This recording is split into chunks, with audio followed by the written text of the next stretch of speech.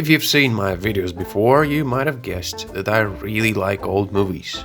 Recently, I went to the Locarno Film Festival in the south of Switzerland, but even if it's mostly renowned for its focus on modern independent cinema, the part of it I enjoyed exploring most of all was the British post-war film retrospective. But I wasn't the only one eagerly awaiting it. Director Alexander Payne, who some of you might know from Nebraska, Sideways, or Citizen Ruth, admitted jokingly that he accepted his Career Achievement Award to come to Locarno just so he could watch the British films in the retrospective. In a recent interview for Variety, he said something I really resonated with. When asked what he liked about old movies, he said, "They're much better made, more literate, more economical, more efficient, more interested in just telling a story and not being pretentious. I really appreciate narrative economy." I like all these things in old movies too, but there is also another element that I'd say is even more important than all of these. It's been in the back of my mind for a while now, but having the chance to watch so many movies during the festival made me think about why I'm so much more drawn to older films. When I say old, I especially mean the films of the 40s, 50s, and early 60s, coinciding with the golden age of Hollywood. Film production at the time was defined by the Hays Code in America, which basically dictated a set of rules on what could and couldn't be portrayed on screen. This wasn't just a Hollywood thing at the time, and many European filmmakers had some sort of censorship to deal with. Adultery, theft, homicide, and other such subjects were often tackled in many movies, but bad actions couldn't go unpunished in the end.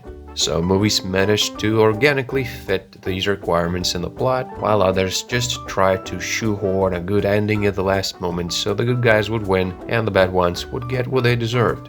However, no matter how rushed or well thought out the endings are in these old films, these stories have an overarching sense of hope all throughout. Even when the progression of the plot might seem constructed to appease the censors, there's a very honest sense of optimism about humanity, or at the very least some sort of sense of humor about our pitfalls. What I'm saying might still be a bit abstract, so let me give you a more concrete example based on one of my favorite American post-war films, William Wyler's The Best Years of Our Lives. The story is about three veterans coming back from World War II, all with different ranks in the army, contrasting life backgrounds, and unique personal and familial issues to deal with. But in spite of their differences, their lives keep intertwining and there is a unique brotherly bond between them. This unity even extends to those around them, and the film portrays a sincere hope for the rebuilding of society and the post-war reality in a way I haven't seen in any modern war films. This is not the only reason why I'm drawn to these films. Part of it is also the detachment I feel from the current reality, evoking some kind of nostalgia even if I wasn't alive in the 40s and 50s, believe it or not. In a sense, things seem to be simpler, but we shouldn't just blindly accept that that was the reality for most people, of course. Still, that doesn't take away from the fact that among the many ways you can tackle the same subject, if something appears simpler and more humorous, it doesn't mean that it can't grasp the depth of human nature.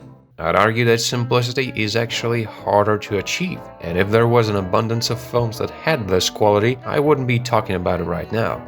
I don't mean this just in terms of storytelling, I'm also referring to the whole craft of making a movie in a way that absorbs you into a different reality with an appropriate use of all the film techniques that work together rather than trying to call attention to themselves individually.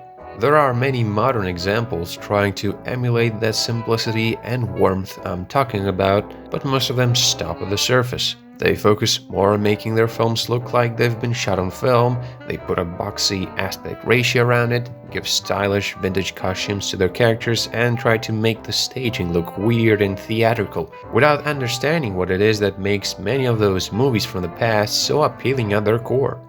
One successful recent example I can think of is Wim Wenders' Perfect Days, which aside from employing some of the surface-level nostalgic aspects I mentioned, has really appealing characters and a calm perseverance and a simplicity that is so rare to find nowadays.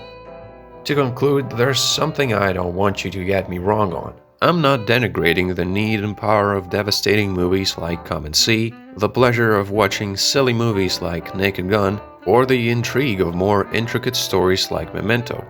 But in between these extremes, what I feel is missing now are stories that can tackle difficult moral and emotional situations while still maintaining warmth and hope.